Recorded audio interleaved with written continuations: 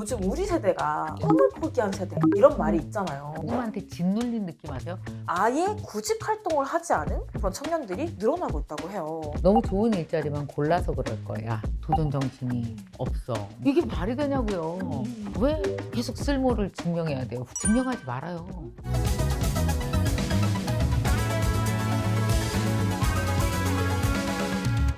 혹시 이런 생각 해보신 적 있으세요? 나는 진짜 열심히 사는데 왜 이렇게 공허하지? 왜 이렇게 열심히 해도 나만 뒤처지는 것 같지? 왜 이렇게 노력하는데도 점점 더 힘이 드는 걸까요? 그래서 오늘은 이 고민의 근본적인 해결을 같이 한번 이야기해보기 위해서 국민 멘토 김미경 선생님을 모셨습니다. 반갑습니다. 네, 안녕하세요. 반갑습니다. 저희 이제 1인칭 시점 구독자분들 위해서 간단한 인사 네. 한번 부탁드립니다. 네, 안녕하세요. 저는 김미경입니다. 강의한 지가 벌써 32년째 됐어요. 그러다 보니까 정말 재밌게도 얼마 전에도 한 40살 정도 된 친구가 막 지나가더니 나를 보더니 깜짝 놀라면서 저 선생님 여태까지 있어. 나 초등학교 때 봤는데 초등학교 6학년 때 엄마 손잡고 내 강의를 들으러 왔다니까 제가 32년째 하고 있으니까 그래서 정말 축복받은 사람입니다. 왜냐하면 내가 좋아하는 일로 사람들과 이렇게 소통하면서 직업으로서 가져갈 수 있다는 건 너무 좋은 일인 것 같아요. 요즘 우리 세대가 꿈을 포기한 세대 이런 말이 있잖아요. 맞아요. 아예 구직 활동을 하지 않은 그런 청년들이 늘어나고 있다고 해요. 저는 그거 보면서 처음엔 저도 사실은 오해했어요. 너무 좋은 일자리만 골라서 그럴 거야. 도전 정신이 없어. 뭐 이런 식의 흔히들 하는 생각들 있잖아요. 겉에서 보면 그래 보이는 거예요. 맞아요. 근데 이게 어떤 특징이냐면 자기가 지나온 시간을 빨리 잃어버려요. 내가 지내왔던 시간에 만약에 이 아이들을 데려다 놓는다고 해도 지금과 같은 태도를 보일까? 아니에요. 그때는 어떠냐면요. 이런 느낌이었어요.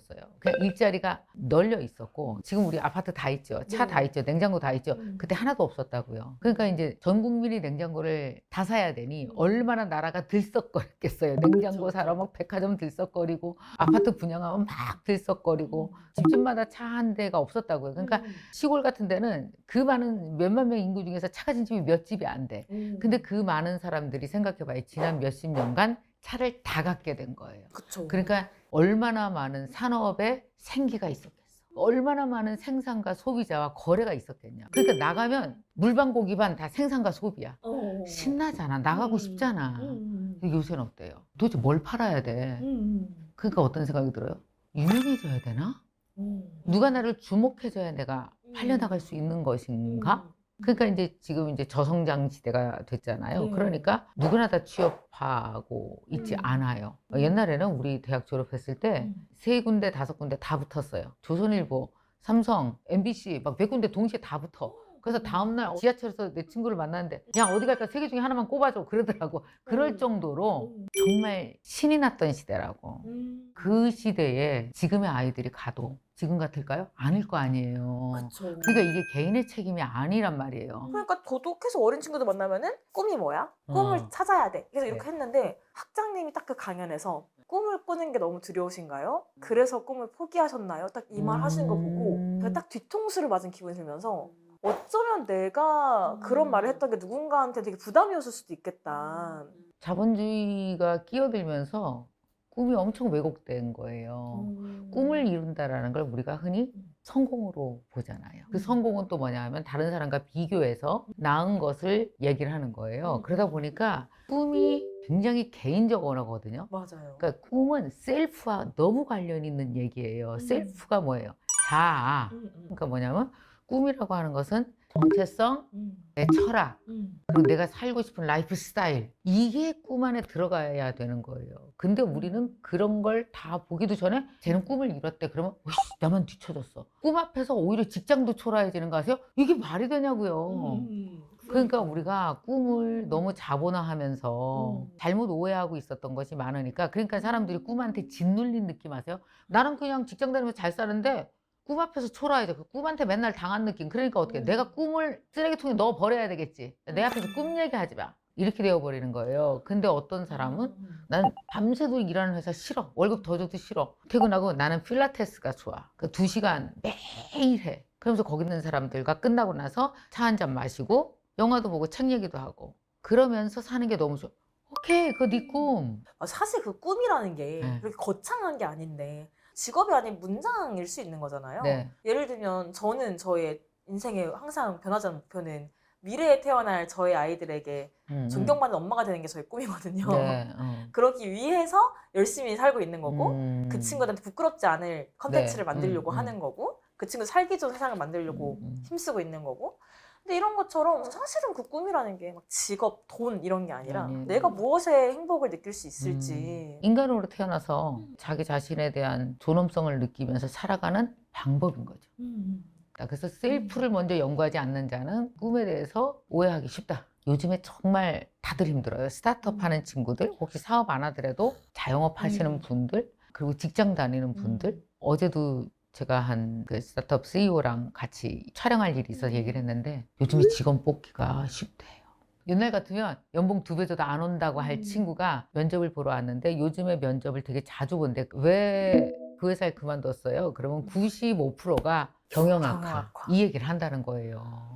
너무 공감하는 게 저희도 네. 이번에 PD 채용을 했는데 네. 400명이 지원을 한 거예요. 옛날에 PD 뽑기 얼마나 어려웠는지 알아? 어렵죠.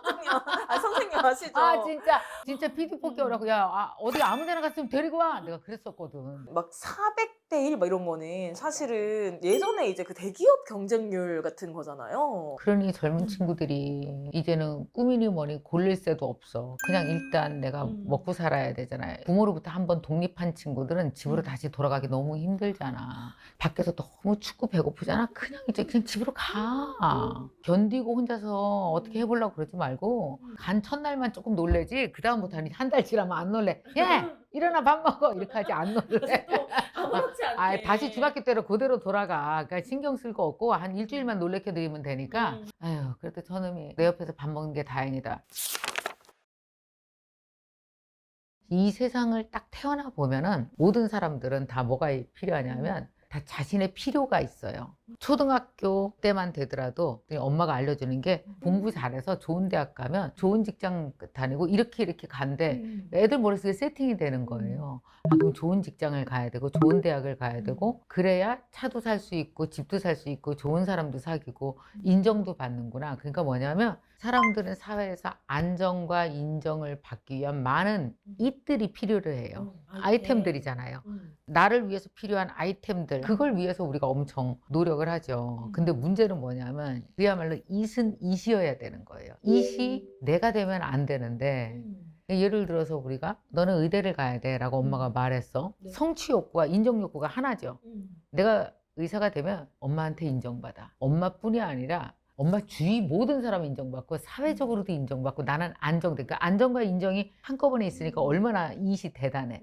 그래서 아기 때부터 초등학교 때부터 의사가 되기 위해서 엄마랑 같이 손잡고 온 가족의 그 목표로 뛰었어. 그러면 결국 어떻게 하냐면 나는 어느 순간 의사와 나를 동일시하면서 나는 의사가 안 되면 쓸모없는 사람이라는 게 머리에 세팅돼요. 아닌데 근데 이게 마찬가지예요. 사업하는 친구들도 나 이 사업 성공 못하면 쓸모없는 사람. 그래서 뭐가 되냐면 이게 제일 큰 문제가 이시 나를 부려먹는 존재가 돼. 솔직히 말하면 의사가 내 도구잖아. 내 잘 살기 위해서 의사 되는 거잖아. 그러니까 의사 못 됐으면 어때? 내가 사라진 게 아니지. 의사만 사라진 거지. 이게 되게 중요한데 그게 안 돼요. 동일시하다 보면 의사랑 나랑 동시에 사라져요. 그러니까 동시에 사라진다는 게 무슨 뜻이냐면 의사가 안 되면 나도 쓸모가 없어. 그리고 나를 쓸모없다고 나만 생각하는 게 아니라 이 목표를 함께 갖고 온 저들도 그렇게 날 생각할 거야. 그러면 내가 그 시선으로부터 피할 곳이 없죠. 갈 데가 없죠. 내가 숨을 데가 없잖아요. 왜 계속 쓸모를 증명해야 돼요, 부모한테? 쓸모를 증명해야 되는 사람이 제일 많이 쓰는 단어가 뭔지 아세요? 어떤 거예요? 실패요.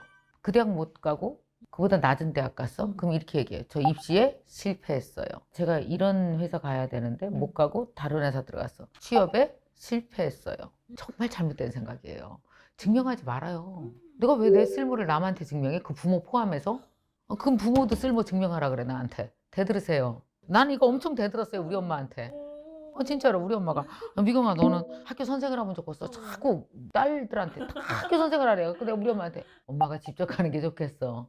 학교 선생 되게 좋아하는 것 같은데 나는 내가 하고 싶은 걸 하지 엄마가 되고 싶은 걸 위해서 태어난 사람이 아니야. 엄마 멈춰. 난 안 할래 그랬거든요. 분명히 해야 돼요 이거. 너무 공감되는 얘기인 것 같은 게 제 주변에 실패감 많이 느끼는 친구들을 보면 대부분이 부모님의 꿈을 대신 이뤄주려는 친구들이 많아요. 예를 들면 부모님이 이런 직업을 하고 싶었었는데 못했어. 그걸 아이한테 투영을 하는 거예요. 그럼 그 아이는 그 미션으로 안고 살아가요. 그래서 이제 좀 정리를 하면 이 마인드가 왜 중요하냐면요. 내 마음이 돌아가는 어떤 하나의 판을 얘기하는 거 엔진처럼 생각하면 인마인드 엔진, 딥마인드 엔진. 인마인드 엔진은 뭐냐면 어렸을 때부터 교육받은 거예요. 그래서 그게 너무 당연한 거예요. 더 많이, 더 빨리, 더 내가 저 사람보다 더 성공해야 돼. 이 비교가 늘 깔려 있는 거예요. 아까 얘기한 엄마의 요구를 들어줘야 되고, 그래서 더 인정받아야 되고, 더 성공해야 되고, 이런 카테고리 안에 나를 넣고 나를 막 돌리면서 이제 엔진을 돌려 나가는 거죠. 그러니까 이 인마인드에서는 제일 먼저 떠오르는 게 어떤 거 같아요? 제일 먼저 떠오르는 게 막 돈, 성공, 소셜미디어 보여지는 것들. 맞아요. 비본질적인. 근데 사실은 그 비본질이라고 했던 게 본질로 착각될 만큼 일상을 지배하잖아요. 맞아요. 아침에 눈 뜨고 저녁까지. 맞아요. 근데 이제 여기서 제일 중요한 거는 누가 주인이냐의 게임이에요. 그러니까 이시 주인이면은 내가 이 집이 필요해서 있는 건데 33평에 사는 나 아니면 집 없는 나 뭐 이렇게 해서 그 앞에 붙은 어떤 이들이 나를 규정하는 거죠. 이렇게 되려면 어떻게 되냐면 내가 이세 질질 끌려다니게 되는 거예요. 그러니까 내가 좋은 회사 다닐 때 되게 괜찮은 나 같은데 갑자기 직장 퇴사했어. 그럼 나는 아무것도 아닌 것 같고 이게 아니라 세상에 있는 모든 조건들을 내가 다스리세요. 내가 중심이 돼서 내가 다스리는 거예요. 이제 예를 들어서 큰 회사를 해도 괜찮은 김미경이고 상황이 안 돼서 회사를 접고 내가 혼자 강의해도 난 되게 좋은 사람이고 나 사회에서 잊혀졌어. 나 강의 못해. 요렇게만 살아도 나는 괜찮은 사람이고. 그러니까 이게 뭐냐면 제로가 되었을 때를 상상하면서 그래도 괜찮은 나를 쌓아 올릴 수 있는, 그러니까 다 쌓은 내가 나고 여기서부터 떨어지면 내가 아닌 게 아니라 나를 중심으로 해서 하나씩 쌓아 올라가는 것이 나를 만든다고 생각을 해야 되는 거죠. 그게 진짜 딥마인드예요. 그 딥마인드 가지는 사람들 보면 어떤지 아세요? 엄청 당당합니다.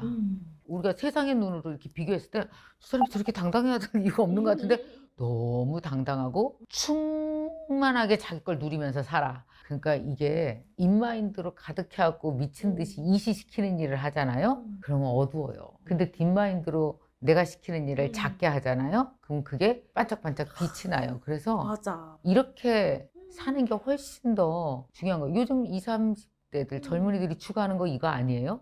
근데 인마인드로 살잖아요. 그러면 어차피 죽을 때 지는 게임 하는 거예요. 어차피 걔는 무조건 져요. 왜냐하면 100억 갖고 있어봐. 그럼 죽을 때 200억까지한테 쫄아서 죽잖아. 그게 뭐냐고. 근데 그 딥마인드 엔진은 어떻게 네. 시작해야 될지 정말 많은 분들이 궁금해하실 것 같아요. 네. 이게 진짜 어려운 건데요. 인마인드 엔진에 완전히 속해서 내가 세운 목표에 내가 맨날 당하고 살잖아요. 그 내가 세운 목표에 내가 당하는 걸 번아웃이라고 하는 거예요. 그렇게 계속 살다가 보면 결국은 나중에 우울해져서 정신과 찾아갑니다. 왜 그러는지 아세요? 나에 대한 만족이 너무 떨어지니까 사는 게 재미가 하나도 없고 공허하고 내가 여기 왜 와 있는지 모르겠고 내가 잘못 산 것 같고 그러니까 자꾸 부정하게 되는 거예요. 그래서 이게 뭐가 필요하냐면 스스로 나와 친해지는 연습을 하시는 게 중요해요. 딥마인드라는 건 뭐냐면 내가 누군지 아는 걸 딥마인드라고 합니다. 간단히 말하면 그래요. 나는 이런 사람이야. 작은 돈에도 행복해하는 사람이야. 혹은 나는 엄청난 워커홀릭적 기질을 발휘해서 세상을 놀래키고 싶은 사람이야. 꼭 왜 자기 안 놀래키고 왜 세상 놀래키고 싶은 사람이 있어. 그쵸. 그럼 놀래키세요. 괜찮아요. 너무 멋진 꿈이에요. 그렇게 자기를 아는 게 중요해요. 맞아. 내가 뭘 할 때 행복한지. 예를 들면 뭘 먹을 때 행복한지, 아니면 뭐 좋은 음악을 들을 때 행복할 수도 있고, 거기에 사소한 하나하나부터 나의 행복을 찾는. 자기가 누군 줄 아는 거거든요. 그게. 그러니까 이게 말하자면 관계 맺기. 세상과 나와 관계를 맺을 때 나는 어떤 관계에 있을 때 나는 편안하고 만족을 느끼나를 보는 거거든요. 이게 남의 기준이면 안 되고 내 기준으로. 근데 이걸 하나하나 쌓아 올라가면 되게 단단한 딥마인드가 돼서 누가 웬만한 부러운 거 갖다 내도 내 거 아닌데? 이렇게 할 수 있는 거거든요. 그러니까 내 것을 다른 사람과 비교급으로 놓지 않고 내게 온전히 그냥 나의 것이야. 이게 딥마인드거든요. 이걸 우리가 학교 다닐 때 가르친 적이 없어요. 사회 나와서도 배운 적 없습니다. 사회는 늘 이 마인드를 가르쳐요. 비교해서 더 잘해라, 더 빨리 막 이걸 얘기하지 너를 지키라고 한 적이 없어요. 그래서 이걸 지키는 방법 하나 알려드리면 하루에 5분이건 10분이건 시간을 낸다. 내가 어제 한 일들을 쭉 한번 회상해 보세요. 아니면 일기 같은 식으로 다이어리건 뭐건 한번 적어 보세요. 적은 후 내가 뭘 했을 때 스스로 되게 칭찬하고 싶은지, 내가 뭘 했을 때 비참함을 느끼거나 불행을 느꼈는지 보세요. 내가 도구로 사용될 때 되게 불행해. 그리고 내가 스스로 이걸 해냈을 때 행복하고 자랑스러워. 이런 것들을 이렇게 구분해 나가면 그게 이제 어떤 거냐면 자기 자신과 친해지는 거예요. 그러니까 자기 자신에 대해서 안다라는 게 되게 힘든 거거든요. 근데 시간 내지 않으면 자기 자신에 대해서 몰라요. 내가 왜 이런 행동을 했는지 자기도 몰라. 나 그때 왜 화를 냈지? 내가 왜 그때 섭섭해했지? 내가 왜 요새 엄마랑 이렇게 사이가 안 좋지? 이걸 알아야 되거든요. 그래서 한 줄이라도 노트에 쓰면서 이제 그런 걸 이제 우리가 일기라고 하는 거잖아요. 스스로 나의 어제 일기. 저는 어떻게 하고 있냐면 쫙 어제 일을 써요. 쓰고 나서 감사, 칭찬, 반성인을 써요. 하루에 한 줄씩. 감사해야 될 거, 칭찬해야 될 거, 그리고 반성해야 될 거. 감칭반이라고 하거든요. 감칭반. 감사, 칭찬, 반성. 저는 그거를 해요. 그래서 너무 놀라웠던 게 왜 되게 성공한 사람들이 감사일기를 쓰지? 그거 왜 그런지 아세요? 어제 내가 어떤 상태였는지 알아야 오늘 시작하는 거예요. 자기와 친한 사람이 성공하는 거예요. 자기와 친하잖아요. 그러면 한 스텝을 밟아도 되게 유니크한 스텝을 밟는 거예요. 자기다운 걸 쌓아. 근데 그 자기다운 것이 세상에선 제일 가치가 있어져. 그래서 그런 성공을 이루는 거거든요. 근데 자꾸 무너지는 사람들 보면 자기랑 안 친하고 남이랑 친하다? 야, 너 그거 어떻게 샀어? 야, 너 어떻게 해서 그 회사 들어간 거야? 계속 남한테 물어봐. 그러니까 어때? 계속 쫄아있지. 시간에 쫄아있어. 사람에 쫄아있어. 상황에 쫄아있어. 직업에 쫄아있어. 그럼 뭐 어떻게 살아? 그래서 딥마인드를 키워가 보세요. 그렇게 하다 보면 자기를 통제하고 자기를 돌보는 실력이 크면 나를 돌봐야 그 실력으로 세상을 돌보는 거거든. 생각해보면 우리가 캘린더를 보면은 막 다른 사람과의 약속은 수두룩한데 나를 만나는 시간, 나를 위한 시간을 캘린더 보면 사실 없는 사람 대부분일 없지. 거예요.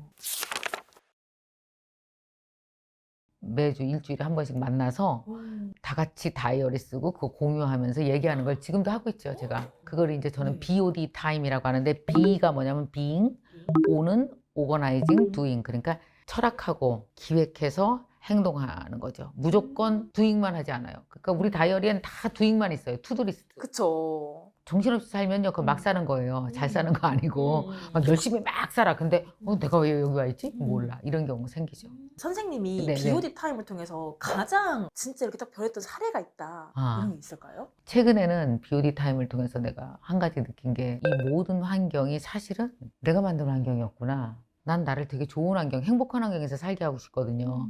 그거 아세요? 나도 환경이에요. 그쵸. 나 자신도 나에게는 환경이에요. 내 직업도 내 환경이에요. 난 좋은 환경에서 살고 싶어요. 근데 좋은 환경을 만들려면 어떻게 해야 되는지 아세요? 하나하나가 좋으면 좋은 환경이죠. 그쵸. 그러면 이제 자식이 나한테 좋으려면 어떻게 해야 돼요? 내가 또 자식한테 좋은 환경을. 그렇지. 그러니까 이게 뭐냐면 내가 우리 아이들한테 얘기했어요. 야, 너는 약속을 진짜 잘 지키는 애야. 칭찬했어. 그랬더니 네. 우리 아들이 엄마가 나보고 약속을 잘 지키는 사람이라고 말했을 때 나는 더 약속을 잘 지키는 사람이 되고 싶었다. 사람은요, 아기 때도 내가 누군지 몰라요. 그래서 상대방이 알려주는 내가 나예요. 돈 이것밖에 못 벌어? 만약에 얘기했어. 사업하는 아내가 이 정도밖에 돈을 못 버는 사람이라고 아내가 말했으니 나는 이 정도 인간밖에 이 집에서 안 된다. 그래서 열등감 가득한 남자가 집에 있는 거예요. 얼마나 나쁜 환경이야. 그 누가 만들었어? 내가 만든 아내가. 거야. 그쵸. 무조건 다 100% 내가 만들었다고 할 수 없으나 상당 많은 부분 그렇다. 그쵸. 그런 거죠. 만약에 우리 딸이 이제 공부를 하는데 나가서 자취하면서 집안 환경 막 이런 거 다 하고 행정 처리 같은 거 어렵잖아. 막 동사무소 뛰어가고 막 이러고 더군다나 남의 나라면 더 어렵잖아요. 막 이거 해냈어. 은행 일 막 이런 거 해냈어. 그러면 야, 너는 혼자 충분히 살고 남는 애구나. 엄마가 그렇게 말하는 순간 나는 혼자 살 자신감이 더 생겼다. 근데 혼자 살 자신감 생겼어. 뭐 끈기 생겼어.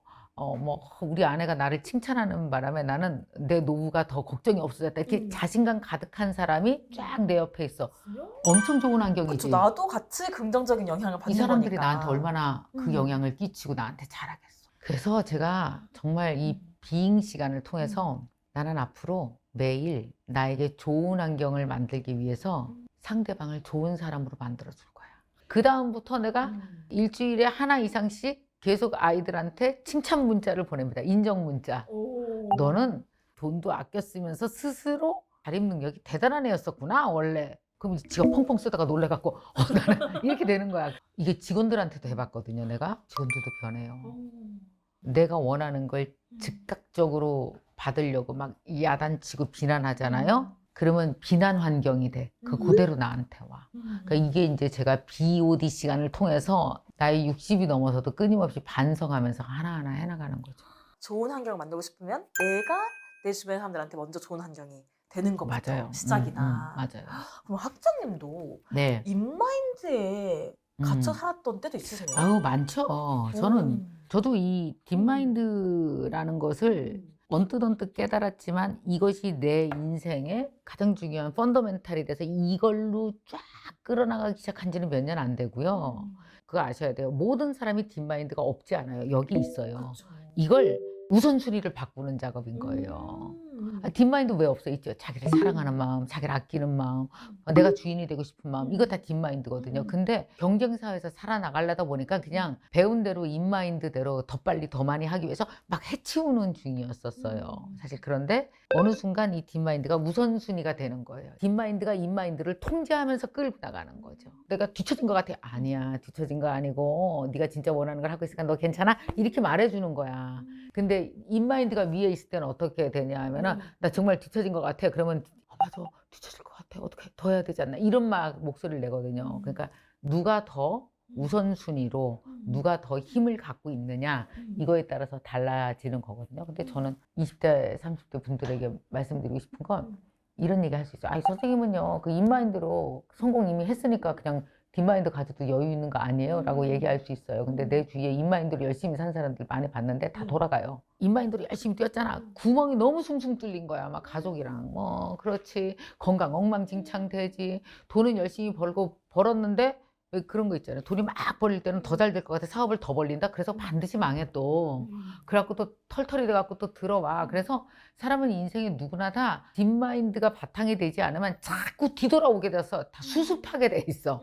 그러니까 미친 듯이 목표를 향해서 다 뛰는 것이 아니라 그 목표에 내가 있는 목표, 내가 사라진 목표는 아무것도 아니야. 그러면 목표 이뤘잖아. 나 여기 왜 왔지? 그래서 결국 돌아간다니까. 그걸 번아웃 공허라고 하는 거고. 선생님께서 하신 말씀 중에 성공한 실패자. 너무너무 그러니까 막 많아. 인마인드로 달려서 사회적으로는 성공을 했어. 네. 그런데 내 내면은 완전 너무 폐허, 허허 많아. 벌판이어서 맞아. 사실 내면으로는 실패자에. 너무 많이 봤습니다. 간판은 엄청난 CEO야. 성공했어. 아내 엉망진창. 자기 내면 건강도 엉망인데 거기다가 성취감 같은 건 되게 작아. 그리고 늘 자기가 부족하다라는 거에 시달려. 그런 사람은 아무것도 아니에요. 겉으로 보기엔 성공인데 실패자들이 너무 많죠. 딥마인드가 짱짱하면 인마인드는 그냥 껌으로 다뤄요. 이렇게 가는 게 훨씬 더 멋져요. 그리고 그런 성공자가 드물어. 그래서 되게 남들로부터 더 인정받아. 근데 요즘은 점점 더 딥마인드가 중요해지는 시대인 것 같아요. 맞아요.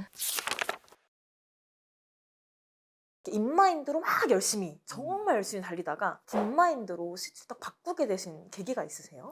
사실은 오랫동안 누적돼 온 것 같아요.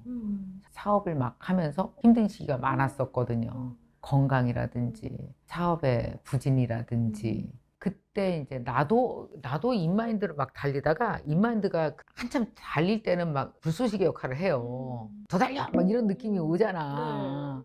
다른 스타트업 CEO들 보면은 막 엄청 투자받고 막 그러니까 야 더 달려 하는데 그게 만약에 안 됐을 경우 많은 사람들이 왜 도전과 실패는 늘 세트 메뉴처럼 딸려 있잖아요. 그때 안 됐을 때는요 조롱을 합니다. 너 이것밖에 못해? 뭐 이런 생각들이 막 들어요. 그랬을 때 이제 자기를 자책하거나 자기의 못남을 더 부추기거나 이런 생각들이 오거든요. 저도 그럴 때가 있었고 감사한 것이 저는 늘 쓰고 생각하고 하잖아요. 그래서 알아차렸어요. 아, 내가 이러다가는 되게 나쁜 생각도 할 수 있겠구나. 이렇게 사는 게 무슨 의미가 있어까지도 충분히 갈 수 있는 지점이었었거든요. 그때 그 지점은 그때 내가 딱 멈추고 그때 제가 뭐 했냐면 일기를 썼어요. 내가 진짜 살고 싶은 인생은 무엇이었는지. 회사의 성장을 2배, 3배씩 이루지 못하는 게 정말 나에게는 치명적인 나의 자책거리인지 내가 이렇게 못난 건지 막 등등을 막 쓰면서 나의 딥마인드를 찾은 거죠. 스스로 나를 위해서 나와 함께 나를 돌보면서 사는 것도 정말 중요하다라는 걸 깨닫고 그때 봤더니 우리 직원들도 자기를 못 돌보고 사는 다 똑같은 거야. 회사가 다 똑같이 엉망진창. 다 인바인드로 막 화신들 다 눈이 부리부리한데 정신적으로 피폐해지고 휴식도 못하고 죽을 것 같고 막 다 이런 상황. 선생님 강연 중에 너무 감동이 있었던 게 뭐였냐면은 제자리 뛰기도 근육이 생긴다 그 얘기였어요. 이렇게 좀 생각해 보시면 좋겠어요. 사람이 늘 잘 나갈 수 없어요. 저도 잘 나갔다가 못 나갔다가 잘 나갔다가 못 나갔다가 이게 계속 반복돼 왔어요. 그리고 나의 잘 나간 거 못 나감이 있지만 또 국가적인 것도 있어요. 아니면 전 세계적인 것도 있어요. 전 세계적인 불황호황 이게 왔다 갔다를 하잖아요. 그래서 그때 꼭 기억하실 게 뭐냐 하면은 불황 실력이 인생 실력이라고 생각해요. 우리 모두 인생에 불황이 올 때가 있어요. 예를 들어서 나 요새 취업이 너무 안 돼. 이 업계가 다 불황이라서 내가 원하는 걸 빨리 못 이뤄. 그렇게 생각하잖아요. 우리가 요즘에 거의 커리어가 몇 세까지 가는지 아세요? 커리어 정점이? 커리어 정점이 60이에요. 그리고 60에서 80까지 그걸 또 재밌게 또 즐겨요. 그런데 많은 친구들이 자꾸 45세에 은퇴를 하려고 그러는 거예요. 그러니까 직장 졸업하고 정신 차리면 30이잖아. 그럼 15년 안에 빨리 다 이뤄야 되는 거야. 그러니까 막 15년 안에 또 이뤘다는 애들이 그렇게 인증을 안 해. 쓸데없이. 그 이유가 아니고 일단 이룬 거거든요. 두 번째 망할 거예요. 그거 걱정하지 않으셔도 되고 남 일이니까. 그래서 뭐가 있냐면 잘 나갈 때 못 나갈 때를 저도 수십 번 겪었는데 보면은 잘 나감 안에 못 나감이 숨겨 있고 못 나감 안에 잘 나감이 숨겨 있어. 그러니까 내가 잘 안 나가는 것 같아. 근데 그러는 바람에 공부를 좀 하고 있었어. 사람들을 좀 만나고 있었어. 그러니까 무엇인가 계속 하고 있잖아요. 그러면은 근육이 길러져요. 그게 뭐냐면 빨리 뛸 때 크는 근육이 따로 있고 제자리 걸음일 때만 크는 근육이 따로 있어요. 말하자면 쇼트트랙 같은 경기로 보면 직선거리를 달릴 때가 있고 코너 돌아야 돼. 그럼 코너 돌을 때는 뭐야? 안 넘어지기만 해도 산 거잖아요. 그쵸. 안 넘어져야 그 다음에 직선의 기회를 갖잖아요. 그러니까 뭐냐면 잘 나가고 있지 않은 못 나감 안에 기회가 숨겨져 있는 거야. 세상에서 제일 빠른 속도가 뭔지 아세요? 공부예요. 되게 웃기지. 우리 왜 고등학교 다니고 대학 다닐 때 시간도 안 가고 막 이러는 것 같아. 근데 결국 되게 웃기지 않아? 그 실력으로 나와서 또 쭉 나갔잖아. 한 번. 직장 취업하고 쭉 나갔잖아. 그럼 어떤 생각 들어요?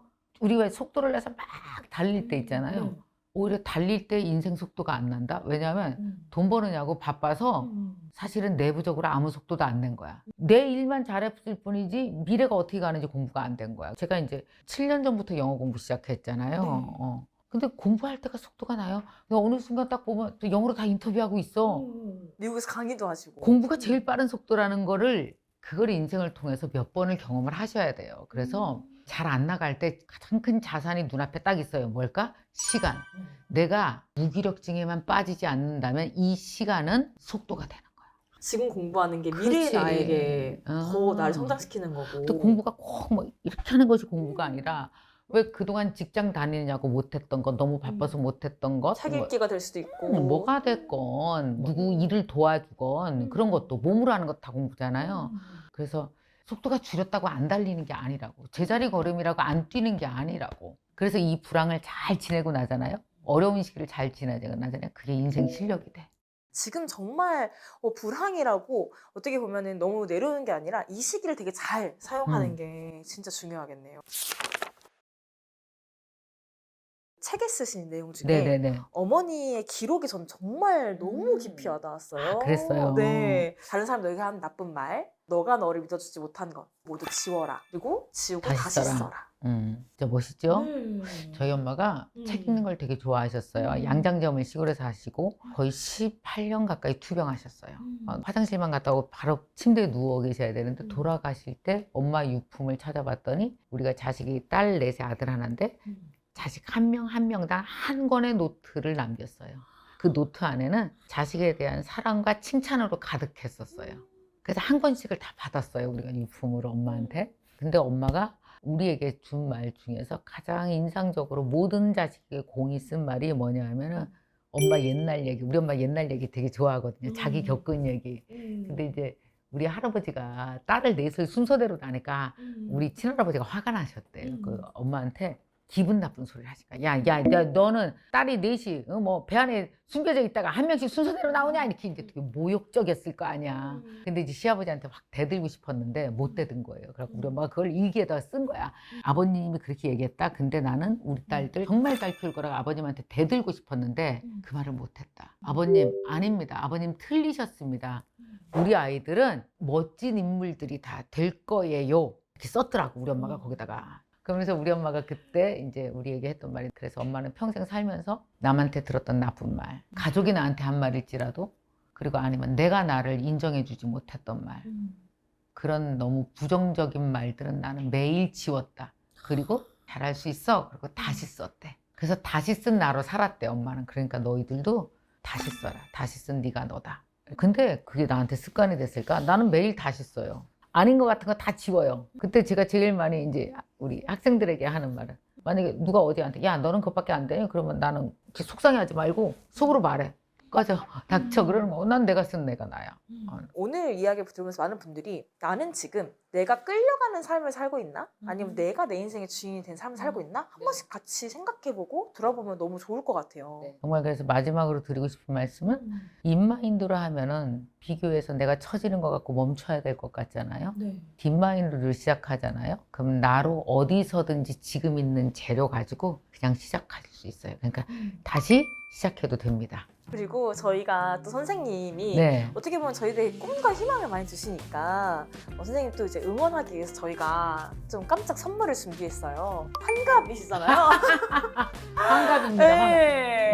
김미경 선생님 항상 응원합니다. 너무 예쁘다 이거. 네, 그래서 저희가 이렇게 떡 케이크랑 떡 케이크구나. 네, 책을 내셨잖아요. 네. 딥마인드. 그래서 오늘 이 영상 보시고 내가 어떻게 살고 싶은지 그리고 나의 딥마인드를 어떻게 찾고 싶은지 댓글 써주신 분들 5분을 뽑아서 선물로 드리도록 좋습니다. 하겠습니다. 네, 지금 이렇게 쌓이는 거 보내드릴게요. 네. 뭐 세상의 시선이 아니라 내가 나를 돌아보면서 나를 알아가는 시간 그리고 같이 꾸며볼 수 있는 그런 시간이 되길 바랍니다. 네. 귀하신 시간 같이 함께해서 너무 감사합니다. 감사합니다. 네, 고맙습니다. 감사합니다. 네.